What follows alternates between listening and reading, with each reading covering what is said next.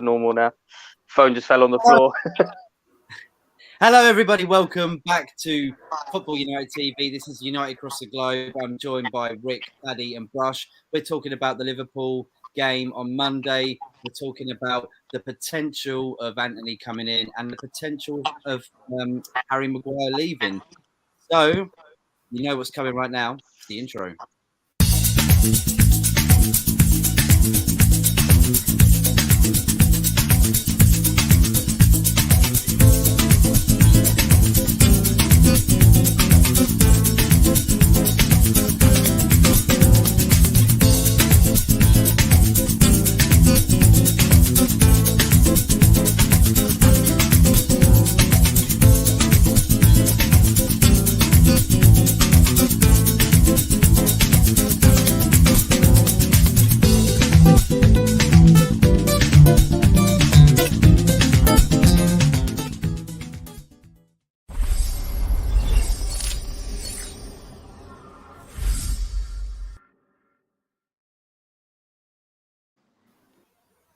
Yes, everybody, welcome back to United Across the Globe. We are back again, and thank the Lord that we won Liverpool the other day.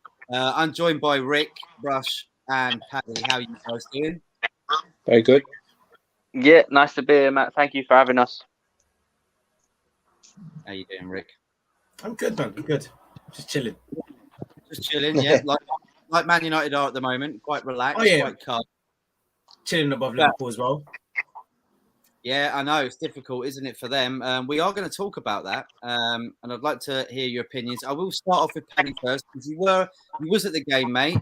What did you make of this result? Obviously, a goal from Sancho, Rashford, and then a consolation goal from Salah. What's your thoughts, mate? Being there in the crowd as well, and the whole buzz and the atmosphere, and the fact that there were protests as well. What did you make of it, mate? Well, it was a fantastic atmosphere. I mean, outside the ground when I was walking in, you could feel the buzz and you could feel the build-up, and you could see the protest was fantastic. Outside on the Trinity there, they were making their voices known. It's brilliant. And obviously getting to the ground then, it built up and built up. You could see a crescendo of excitement building up into the crowd. And I sat down, and then you got Casemiro came out then to be introduced to the fans. And then you had the players come out, and then we kicked off. And I didn't know the changes actually that had taken place. I had to look up at the team being announced, and I was chuffed to see Shaw and Maguire gone for me, because that's what I want. It's too long, but the game went brilliantly. And Rashford and Sancho, even the goals were fantastic, and the way we played with a bit of urgency and a bit of fight and a bit of a scrap, and you could tell we were up for the game, but they weren't, Matt. It was, and you know what? I don't know whether anybody else agrees with me, but I don't think Liverpool really turned up. I mean, Van Dijk looked very bad. Trent didn't look too great either. Rick, what did you make of the game, Rick, mate? I thought it was a brilliant game from Man United. I enjoyed the team changes.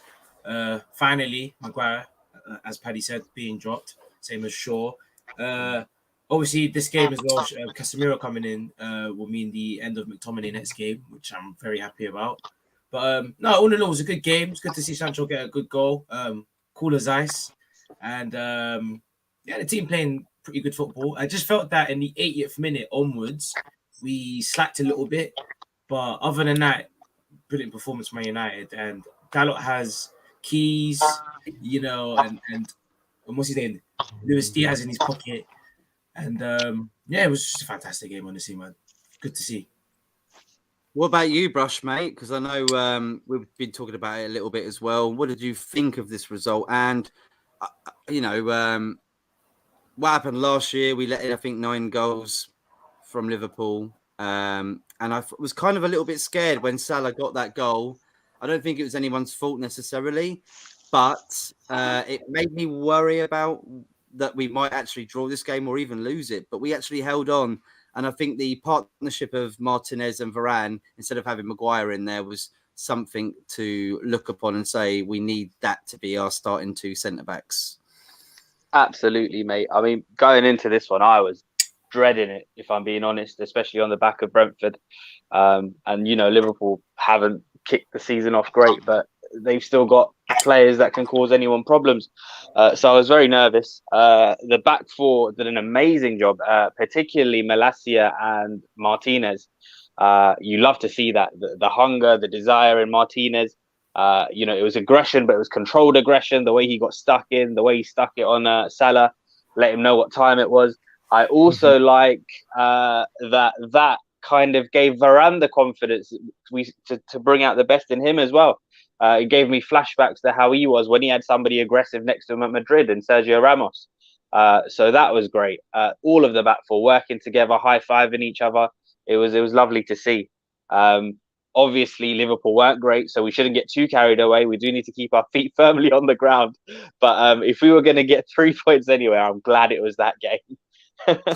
Well, yeah, they've got a Bournemouth, I think, this weekend, haven't they? So their season should probably kickstart with that game, which is, I mean, you say an easy game, but it's very open this year, it seems, in the Premier League. Do you think Man United, even though we've lost 2 games, Paddy, you think we can push on and get back up to the top 4, I think, at the moment in the table? Because to be fair, like I said, it's open at the moment. Lots of teams have dropped points. You see what Chelsea are doing right now. You see the likes of Brighton doing pretty good. What do you think?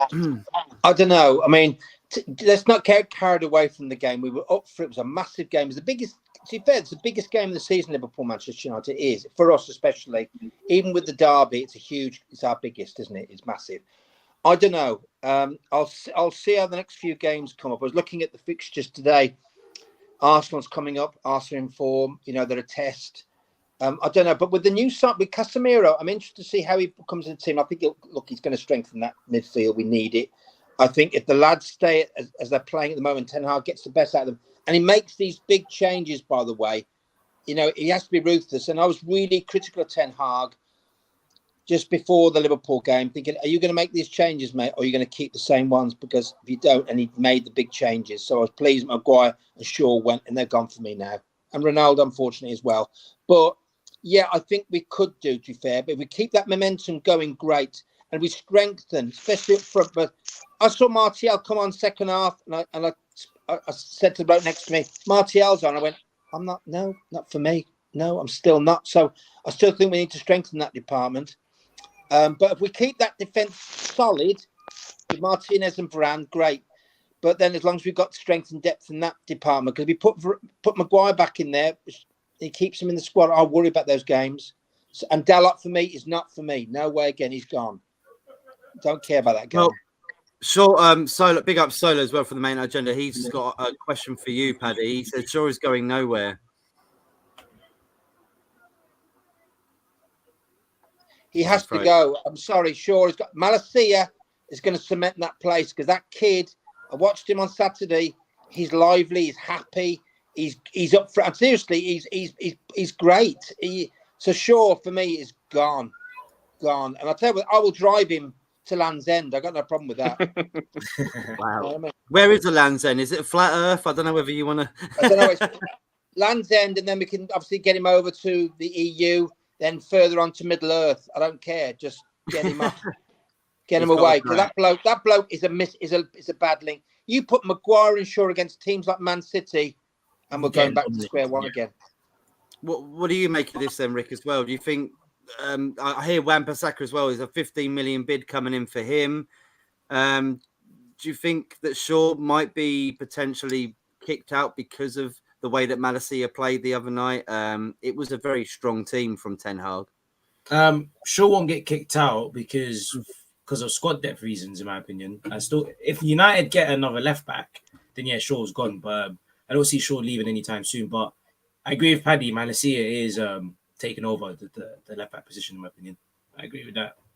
He looked really good actually, and coming from it was Feyenoord, right? That he signed from.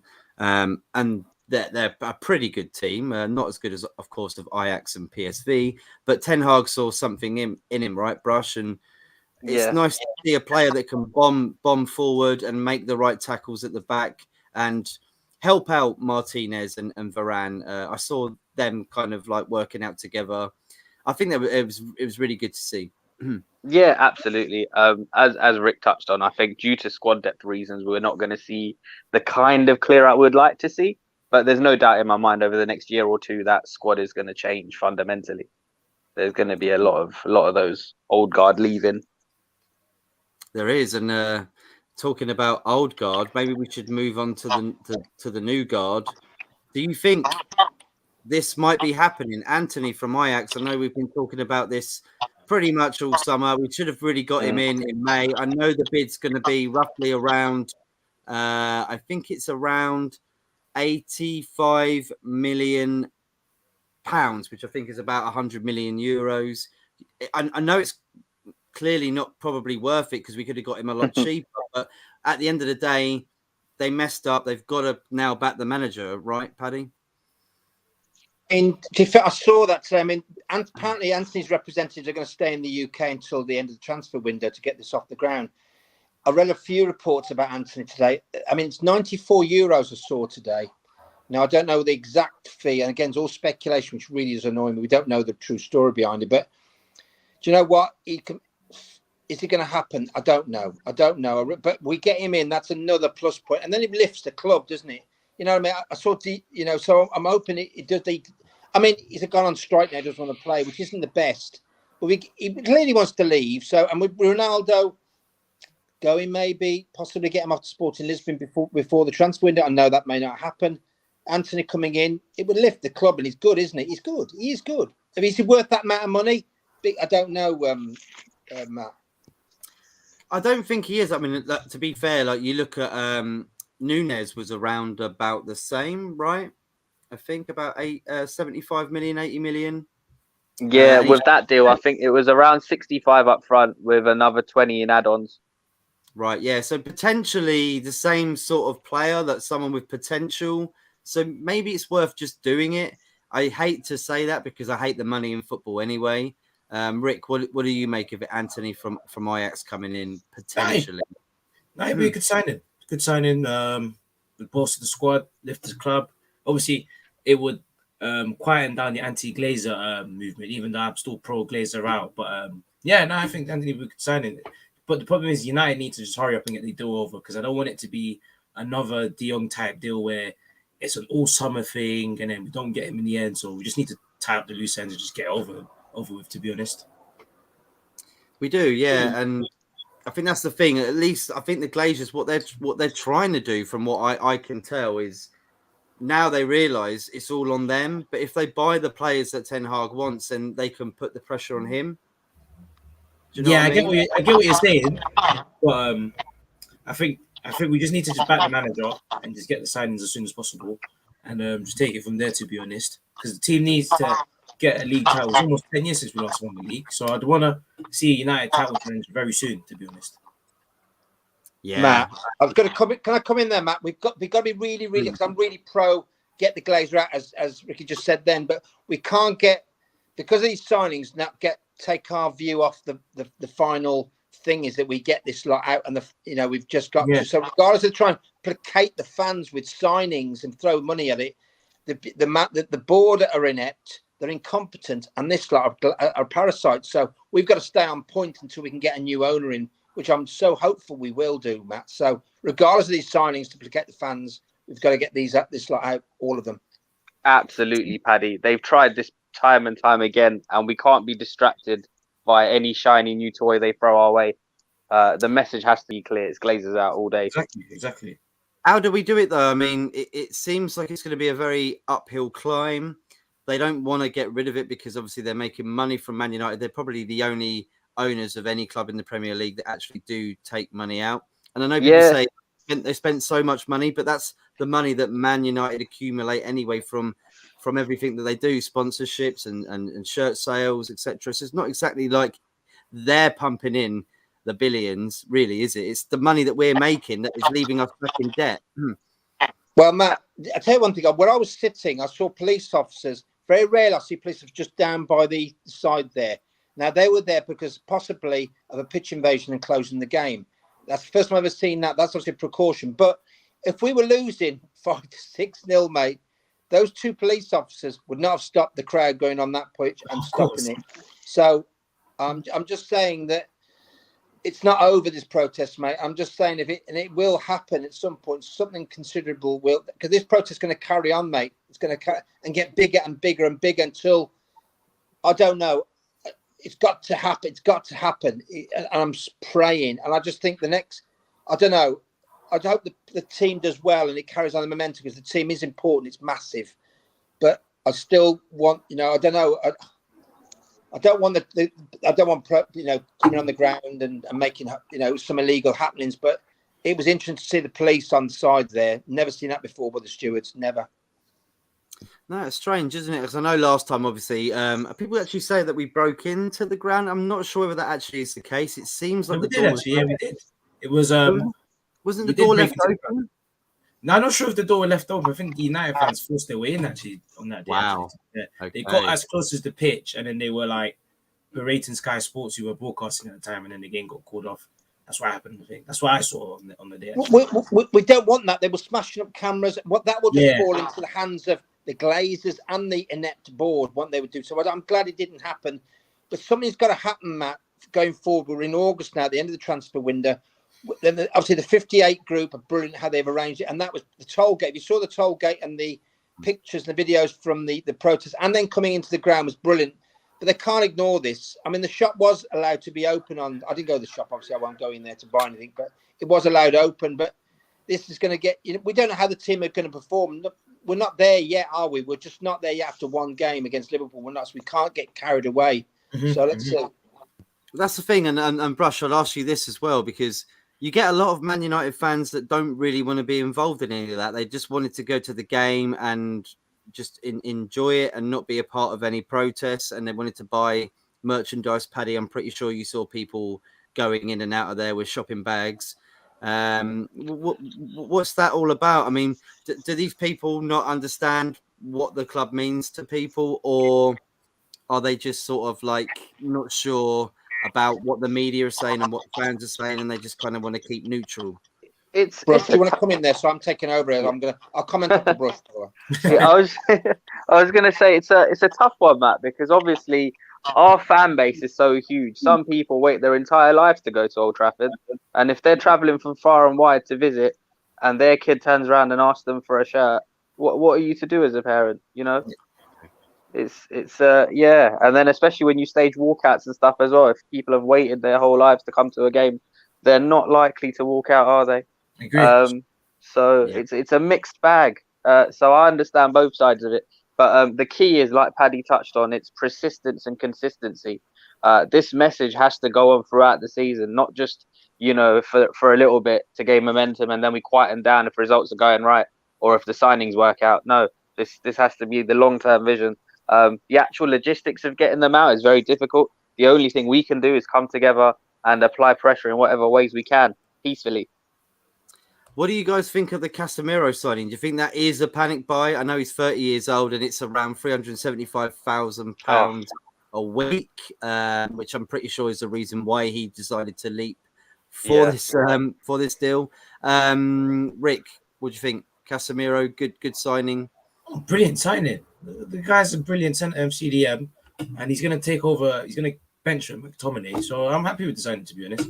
I have nothing more to say because I haven't seen him play for us yet, and I'm not sure how he's going to gel into the team. But I do hope, from what we've seen in the past with him at Real Madrid, that he'll just gel in quickly, get us some assists and whatnot, help the midfield, and just get us some trophies. Yeah, he's worked with a lot of people, hasn't he, Paddy? And we'll go back to briefly what you were saying about the club shop and the fans, etc. Yeah. And maybe adding Casemiro into that, unveiling him before the game, maybe try and sell shirts and bring people into the club shop. Did you see any of that? Was that the feeling you got? Well, I was in the railway club at Stratford, which is a brilliant meeting place for everybody there. To be fair, there's a lot of meeting places around the ground were brilliant, but I was like. It's wrong for me, really, but I saw a couple of the lads coming out with bags from Old Trafford, and I just stared. I thought, shall I say something? And I didn't, because I'd gone up to the ground, and by the Lou Macari fish shop, there's Mario runs this souvenir shop on the corner, red souvenirs, and I bought my Duncan Edwards shirt in there. I got my flowers at 25 quid, a few bits in there. He's brilliant, Mario. He runs it seriously, lads. I've got his mobile number, getting stuff out of it. but that money doesn't go to the Glazers. It goes into his pocket in that shop. It's been there since the 80s and 90s. So, but then I saw the Japanese. I mean, there's all this protest going. You saw the Chinese tourists with their shirt. You know what I mean? And it is. That's the problem. You can't stop that. It is Manchester United, the biggest club in the world.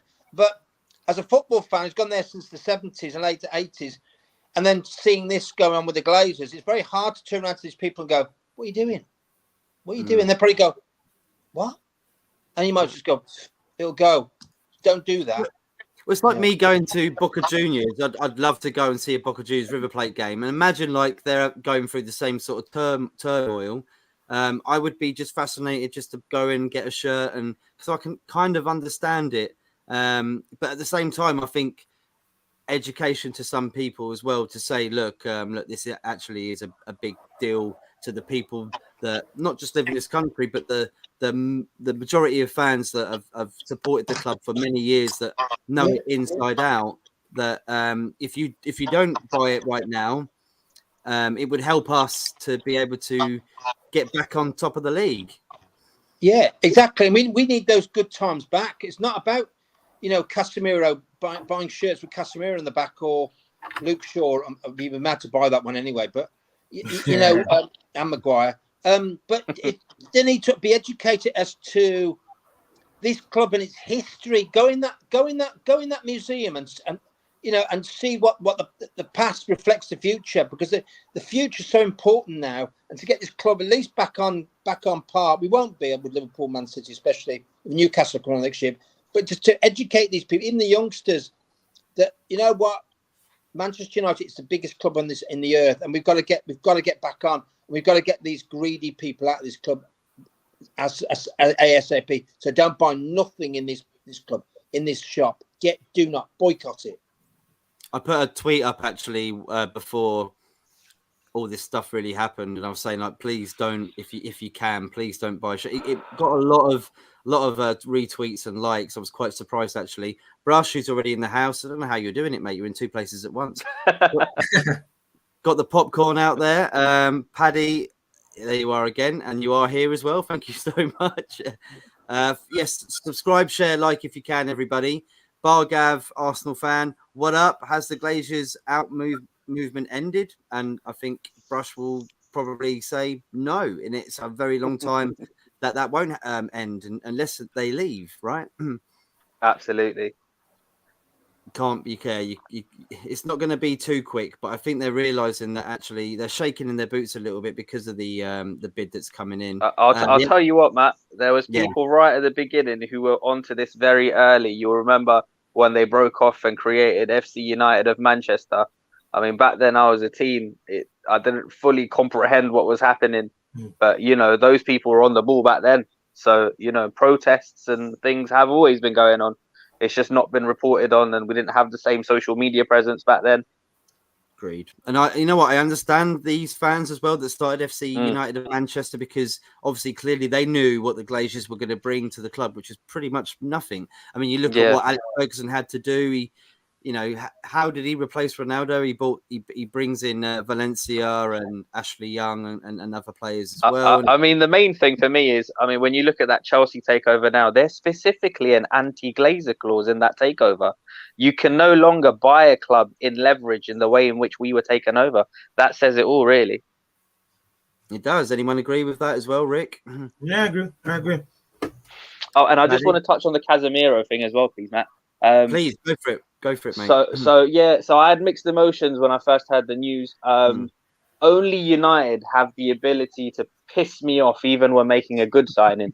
I thought it was a last one, sorry. That's what I thought. Just because of our scattergun approach and lack of planning and structure, it's all a bit mad. So the pros are obviously, listen, this is one of the best DMs in the world, and he has been for the best part of the last decade. I put him right up there with the Joshua Kimmiches of this world, Kantes, all of that. The con side, some of which you touched on, obviously the fee, but money's crazy in football now anyway.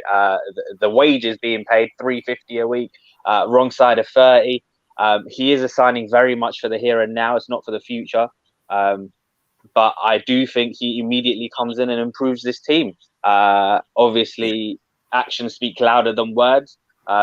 Because of the fee he's on, there'll always be questions like, "Oh, did he come for the money?" And they'll look at how the Varane moves transpired as well, and there'll be a few doubts. But if he hits the ground running, then that'll remove all of that.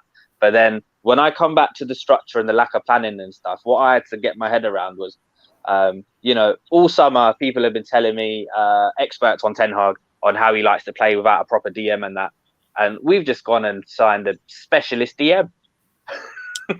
Yeah, he's won how many? 5 Champions Leagues. He's played, I think, over 60 games for Brazil internationally. So that's something as well that you can add to the frame.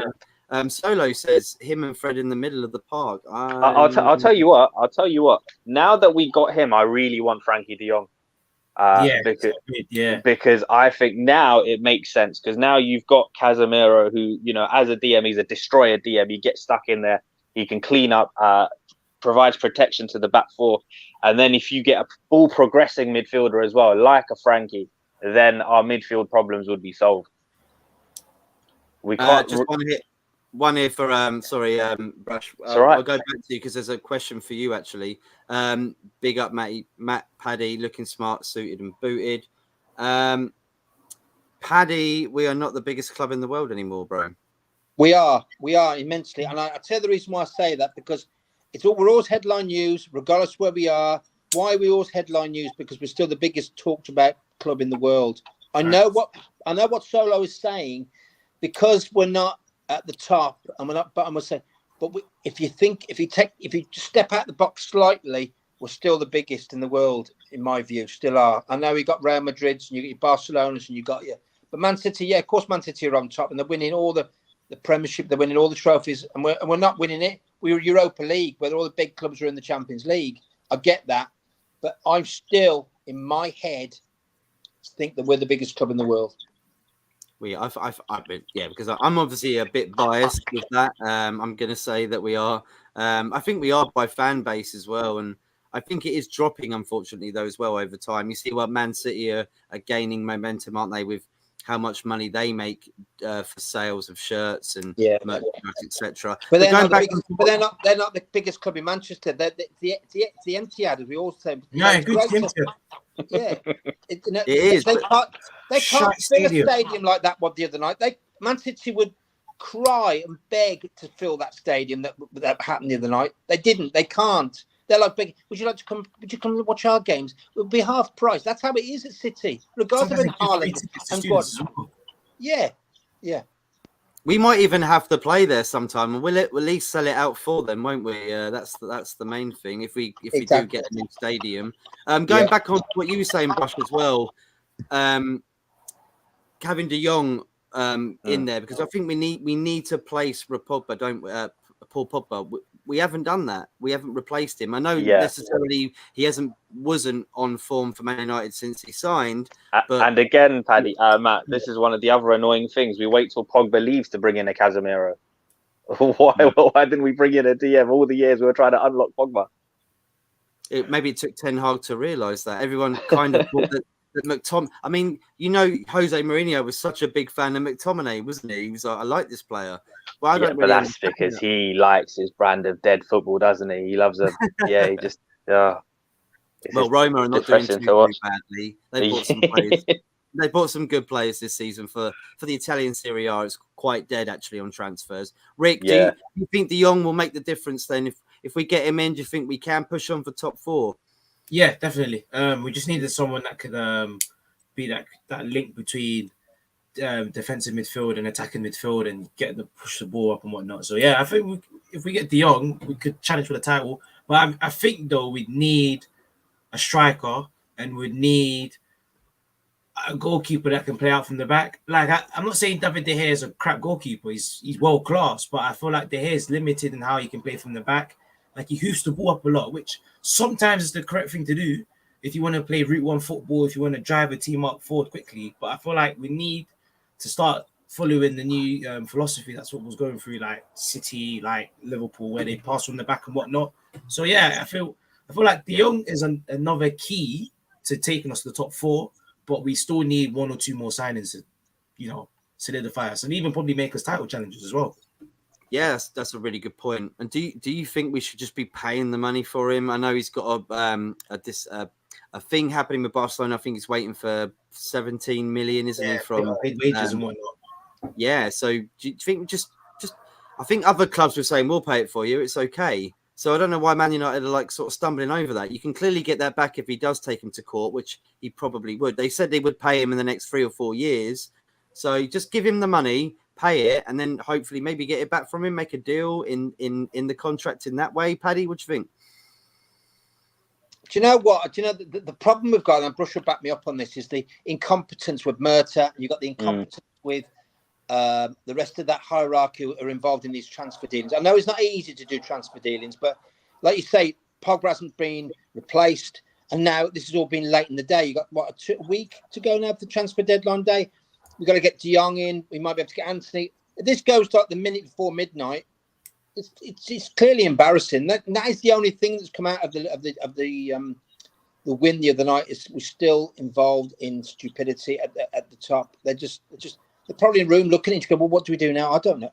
They just haven't got any direction. They're not clearly. They haven't got any of David Gill's prowess of football business, which really should have really come on after David Gill went. But no, they got these stupid you got Richard Arnold and the Woodwards who can organise. I mean, they can organise contracts for photocopiers or I don't know, branding on fencing or something. But that's you know,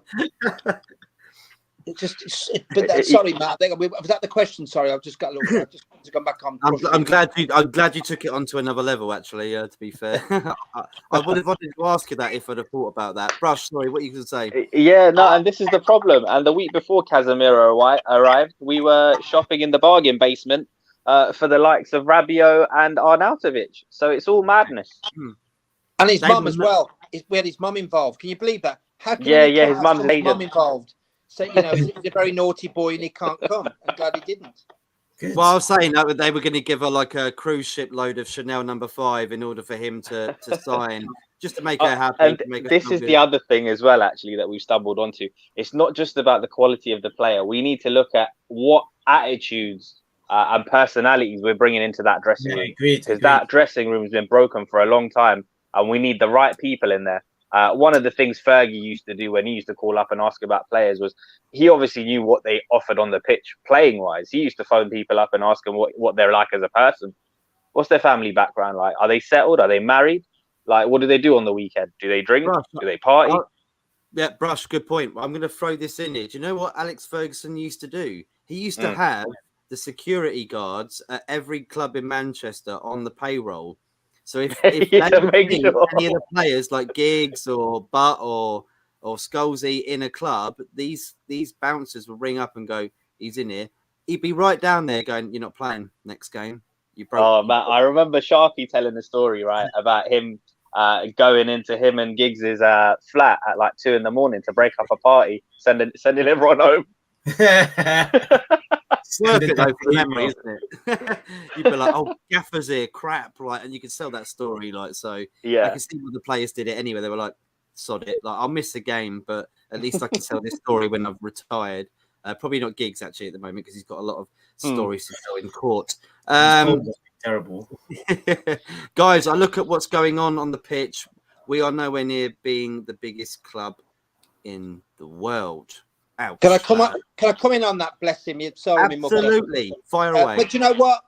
But you go to that Liverpool game, you go, what a crowd and what a, you know, like you've got everybody around the world still going to this football club. It's iconic status. But, you know, and I just pointed out earlier that Solo just pointed out that we're not winning the trophies. We're not up there. But you have to think still we are one of the biggest clubs in the world, even though it's not happening on the pitch. But it will. But football's cyclical. It will come round again. Guardiola's not going to be in Man City or forevermore, nor is Klopp. And maybe we're seeing the demise of Klopp at the moment. I doubt it. That's just a comment. But wishful thinking there, Paddy. Pardon? Wishful thinking there, Paddy. We hope it's going down. I think the signings they've made are all right, but I think they do need to replace players. I think Milner's kind of losing it a little bit. Henderson as well. Henderson is. Like we said, Trent as well is not doing too great defensively. Trent's a terrible defender. Yeah. It must be said. Actually, he can't defend. He can push the ball forward, but can't go. No, he can do great. Yeah, he can do a quick corner, but anything else. Van Dijk can be surveillance for me, in my opinion, as well. So maybe moving on to the. I think it's probably the best thing to talk about right now because it seems like it might actually happen. Maguire out and Chelsea looking like they're interested. It's going to take a lot now for him to get back his place after what happened with Liverpool. I know it's only one game, but Sanchez, Martinez and Varane did a great job the other night. So I like to see that as competition there. Paddy, Maguire out. Has he got to go, mate? Yeah, I mean, I've wanted this bloke out for a while now. I'm his biggest critic, to be fair. I really, really want this bloke out. But, realistically, is he going to be kept there by Ten Hag? He's 80 million. He's on, I don't know, is it 200, 300 grand a week? He's on there. He's on 190, Paddy. Oh, is he? Oh, sorry, yeah. Yeah. And, yeah, I mean, I heard TalkSport this morning, Gabby Bonhor saying, oh, no, he won't go. And I went, maybe he has a point. I'm not a big fan of Gabby Bonhor because his brain cells short of a full pack. But he's... You know what I mean? So I think he may be kept there. I mean, regardless of what we say, he'll keep Maguire. But if he might improve. I don't think I'm just about to say that if he's brought back in because of injuries, I think he'll upset the apple cart. I just don't want this fella back in that back four. I just don't. And it worries me every time he goes back in because he's not a Manchester United standard centre back for me. We still need to improve in that back four. So I'm sorry, mate. I want him gone majorly, but he may not do. What about you, Rick? Are you happy with him, or do you think he should try and fight for his place? I know he's going to probably want to play a lot of football because the World Cup is coming up, and this is the reason why this might be happening, this move. So do you think, as a Man United fan, mate, I mean, it's in your perspective, bro, so I don't want to say like what everybody else is probably saying, but... I'll be honest with you, like Maguire, like what Paddy said, he's not Man United quality. I think he's not going because of, again, squad depth reasons. But obviously Maguire will try and fight for his spot because obviously he wants to go to the World Cup, and I agree with that, and I think he will try. But I feel like Maguire will have to just understand that he's just a player that will be there for cup games, Carabao Cup, he'll go out for a quick run out, maybe come in as an injury sub. So... yeah, I want him gone, but whether he goes, unless we get another centre back, which I don't see us doing, you're gonna have to get used to seeing Maguire's face for a couple more months. That's for sure. That's a really good point because if we lose him, then there's not really much competition. Say if Varane or Martinez they get. There's no kids from the academy coming up as well. Who have we got there? Who have we got there, Brush? Anyone? Not really. And then we've got the returning Axel Tuanzebe, who can't really string two games together. And he's had a few loan spells now. Phil Jones is forever there. I don't know what he's doing. Don't think anyone does. Eric Bailly's on his way to Marseille, is he? So we're a bit short. So that's the problem. But realistically, for me, if there was a realistic chance that we could ship this guy out, we should take it. Oh, yeah. Why are Chelsea going for it, Brush? Why are Chelsea interested in this? I mean, it's going to cost them a bit of money as well because we're not going to let him go for cheap. Do you know what? If anyone from Chelsea's listening, it's because he's bloody brilliant. Come get him. He's a fantastic do the old TikTok. Just swap the head. Listen. Honestly, I don't know what Todd Bowley's doing over there. Some of those transfers he's making make no sense to me. They've bid 60 million for Gordon from Everton, and I'm trying to get my mind around that. Yeah, it's crazy money, and I know they're. I think they had 75 million turned down for Wesley Fofana. Come off for us half. I thought Koulibaly was a good buy. I know he got the red card the other day. Yeah, he did for a wonderful goal. In the 2-2 against Spurs, wasn't it? But I would have gone for him maybe just as like someone to fight for places. I think we do need someone who's at least up to the standards of Varane and Martinez. Koulibaly, I actually think was a tidy signing for them. I know he's 31, but he's very experienced. And you'll remember when Thiago Silva first came into the league, he got spun in his first month. It's a bit of a learning curve when you come to the Prem, but I think he'll be all right. I think Thiago Silva's been amazing for Chelsea, a revelation, because obviously he's very old. Everyone's going, I don't think you can cut it. You've been at PSG for a long time. Do you know what I mean? It's just like, I don't think it's going to work in the Premier League. And then it did. And he's won like the World Club Cup, the Champions League with him. I don't think he's ever won the Champions League either. So he made the right move. And then he won it with Chelsea. So yeah, brilliant. But Matt, I was going to come in there. The most important thing here, and we discussed it earlier, is that these players, these centre backs and the defence at Manchester, it's got to be at the standard of Man United as in the past. That's the standard that was set. We've got to go with that now. And I know we've had that big win, but remember, the jury sometimes is out with me with Varane. It is in some respects. And Martinez is brilliant. Everyone talks about his height. Yeah, great. He's had one great game. Let's go with that. And Malacia, let's build on it. Build on it. But the standard is high at Manchester United for us defence. Your Rio Ferdinand and your Vidic's and him going back before them. Yeah, that's the standard. The bar's high. It's bar. So that's who do we get, Rick? Though who do you think there is out there that we could like maybe drag in just to fight for that place? I mean, it's difficult. I'm pretty sure Ten Hag will be looking at the Eredivisie like he has done pretty much all transfer window. And you said about Jaap Stam as well, and a Dutch character at the back potentially might be a good idea. To be honest with you, I'm not too sure who we can go and get at the moment. I haven't heard of anyone that's like, unless we can get him, but I'm not too sure of anyone that's available out there that's like caught my eye and that's been like of that standard where we should go out and spend a whole load of cash on. So a bit stumped in that one there, but for the time being, we've got to just stick with what we got right now and just take it one step at a time and try and get players that can fit our system. Because I feel like Man United, we just keep buying. Like we used to buy a load of shit sometimes, and I feel like we need to like buy someone that can fit in our team. And like what we said earlier, someone that's got the same mindset as Ten Hag and that wants to, stabilize the dressing room, not some troublemaker that's going to come in, turn up the training late, misplaced passes and whatnot. So yeah, but I'm not too sure who we can get at the moment, to be honest. I think the key is to get the scouting structure right, because not everyone has to be a big money signing. Like, who knew about Nemanja Vidic before we got him? He was a £7 million arrival. I didn't even know about him at the time as well. Yeah. And you'll remember he had a shocking first couple of months before he really settled in. So that's what we need to get right. We need the structure to be right. Yeah. Sorry, Paddy, go for it. I was going to say those two centre backs for Italy, for me, mate. That's who I want in my team. And obviously, is it Chiellini? Yeah, I'd have them every day. They could go to. Jose Mourinho used to say that those two could go to Harvard University and teach a defensive game, and just to have those two strong, something like two strong Italian centre backs who know each other and read each other's mind, or a Serbian, or someone really strong, really. Absolutely know what they're doing that defence is what I want personally. But there must be players out there in the world, because the scouting goes on all the time, not for a lot of money, as Bruce just said, who can come in and go, my God, I didn't see that coming.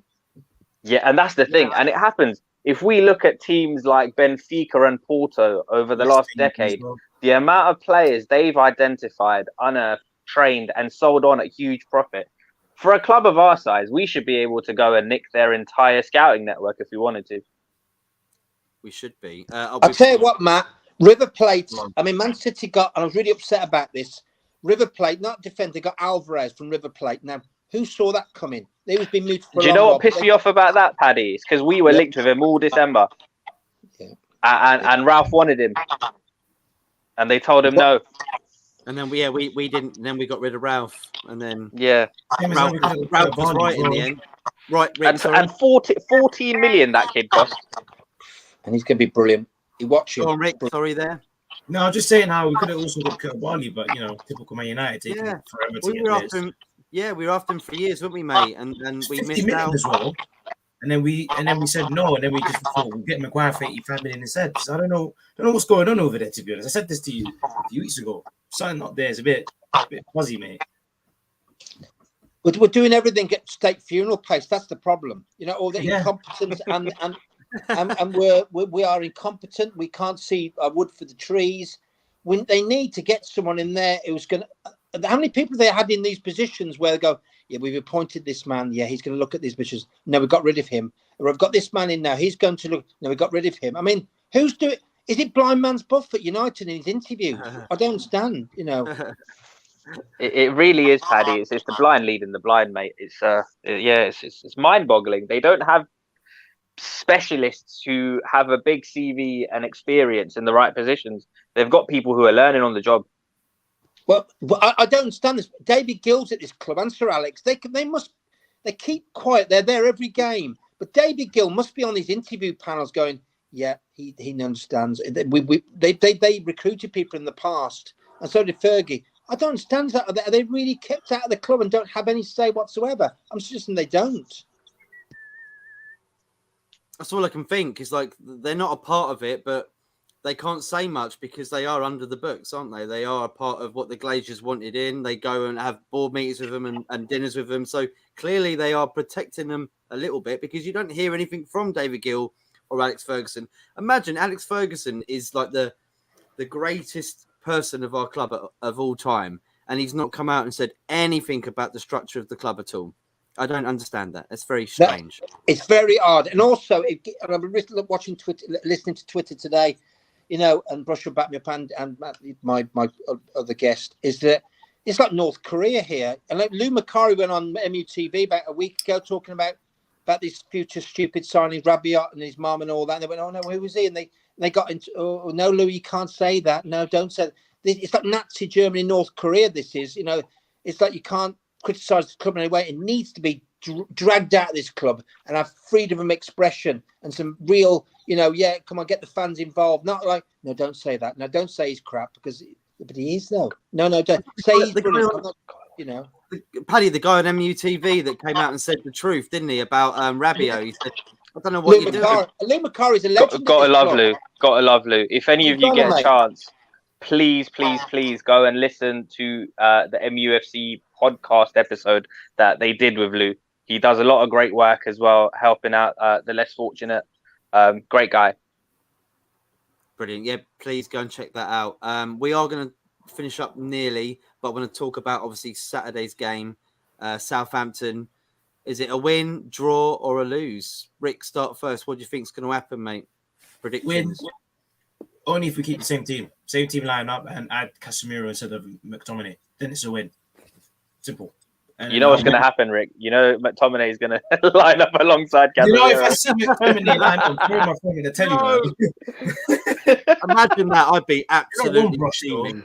I would not be happy about that, right, Paddy? Like to see them two starting. I agree, and I hope Ten Hag keeps the momentum going now and keeps that ruthlessness in that team. He must be able to say, don't get carried away with McTominay's performance. Don't get carried away with Delight. I'm sorry. And I know he'll use Martial's got no strikers. Will it bring Ronaldo back? You don't know. You don't know what's going to happen. It's interesting. Southampton, a good team. Please, lads, how is Southampton playing? I've been watching them. I've been too fixated with United. How have they been doing Southampton? I don't know. Has their form been? Well, they got a win. Yeah, they did. And Che Adams is doing really good at the moment. I think he scored a hat-trick, didn't he? He hit the post to make it a hat-trick. So he is good. Apparently, Everton, like I said to you before the stream, that Everton are trying to get him. But I don't think Southampton are going to do it. They're very reluctant. But I wanted to... Oh, I think the mic's gone. Oh, the mic's gone.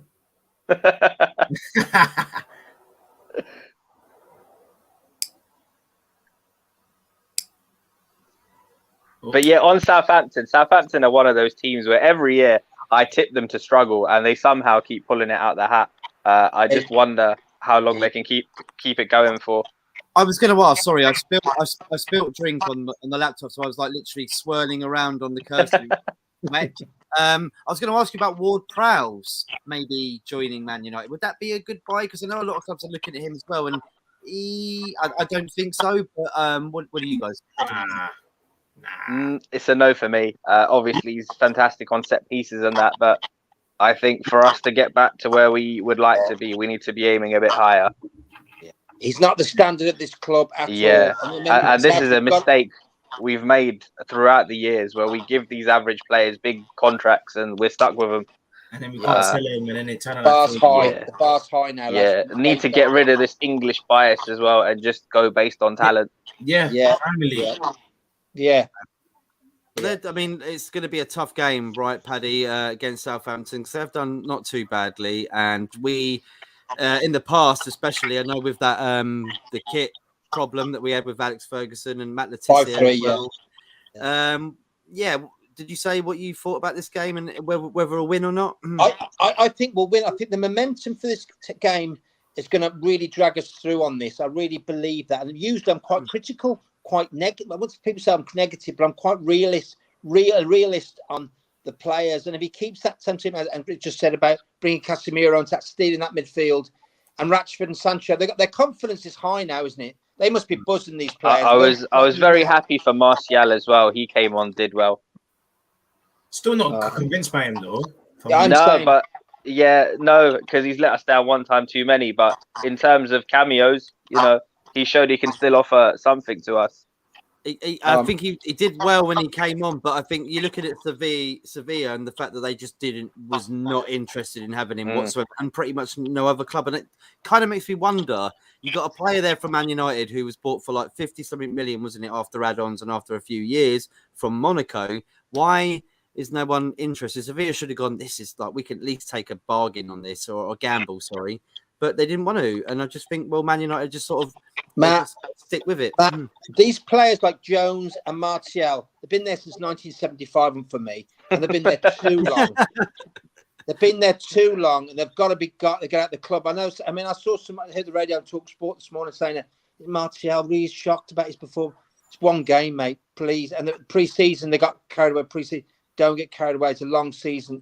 We've got to bring a better centre forward into that group. I don't know whether he'll do it next week. It's probably too late, but we can't persevere with these players year in, year out. It's this year. It's going to be they're going to be really good, and pre-season and they've had a good game. Yesterday, the Liverpool fans.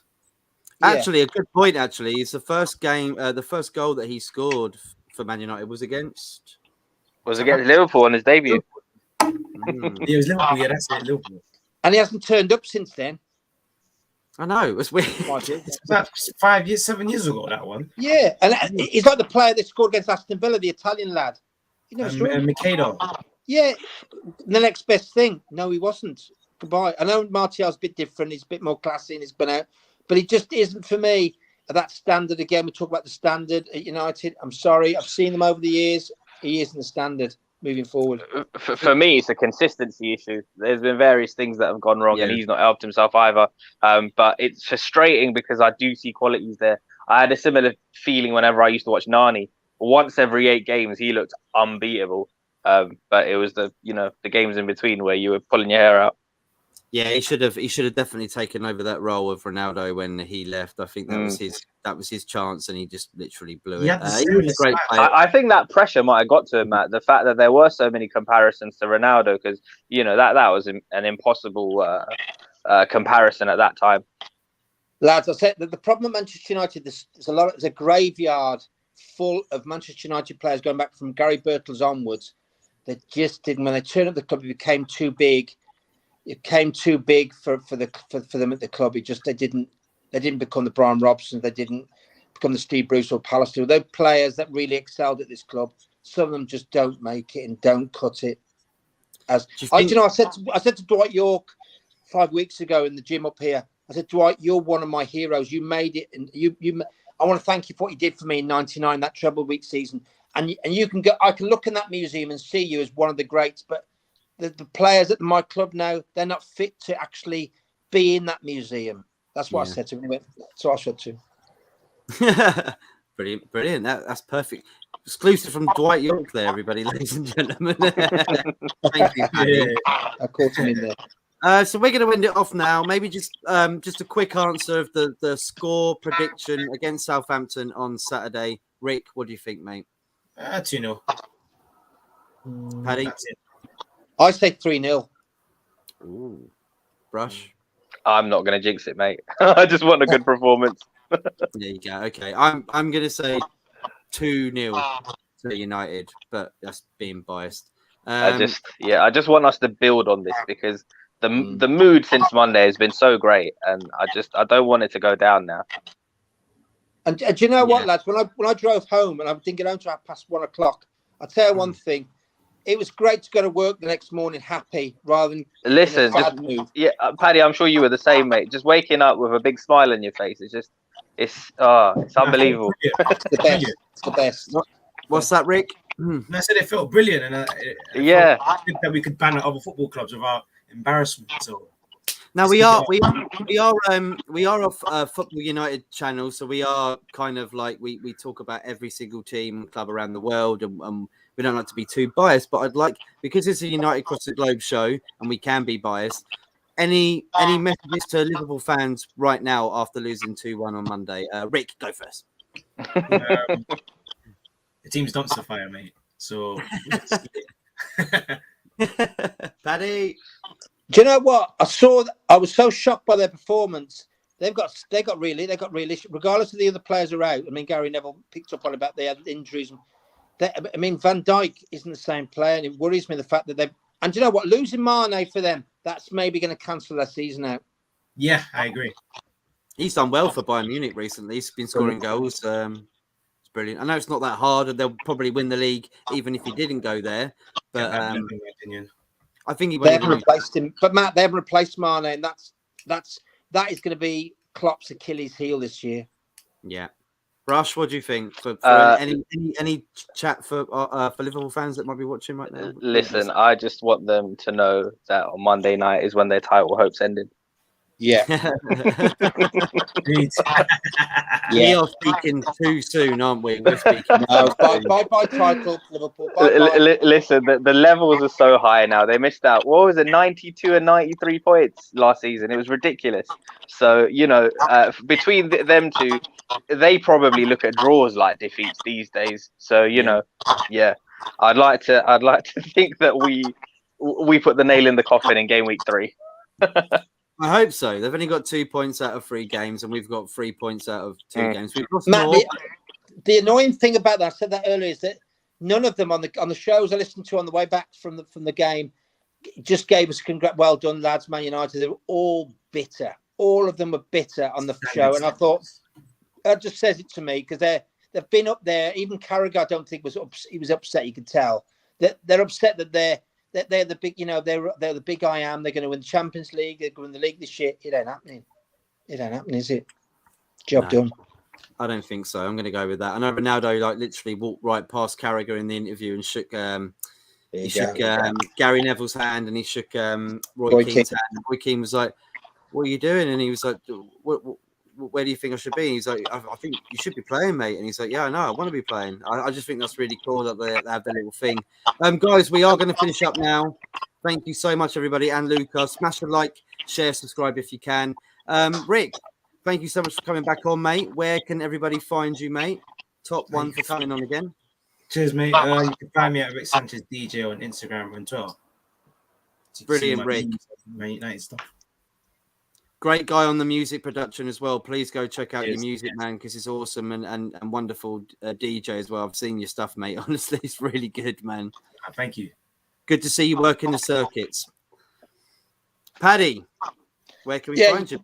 Yeah, you can find me I'm on Twitter, JFKKpod. I've got 2 accounts as an actor. The other one I am Admiral MUFC, Patrick at L11. And also I'm on the Man United agenda regularly on the panel now with the lads. So that's where you can find me. Cheers, Paddy. Thank you so much for coming on again, mate. And the one and only Brush, mate. Where can we find you, bro? You can find me on Twitter at Brushy87, all capitals. Otherwise, usually just on streams now and again. I'll be on the agenda tomorrow, as well as an FPL stream on GrizzCon TV. On the agenda tomorrow. Check that out, mate. Check that out. Awesome. Thank you, Brush.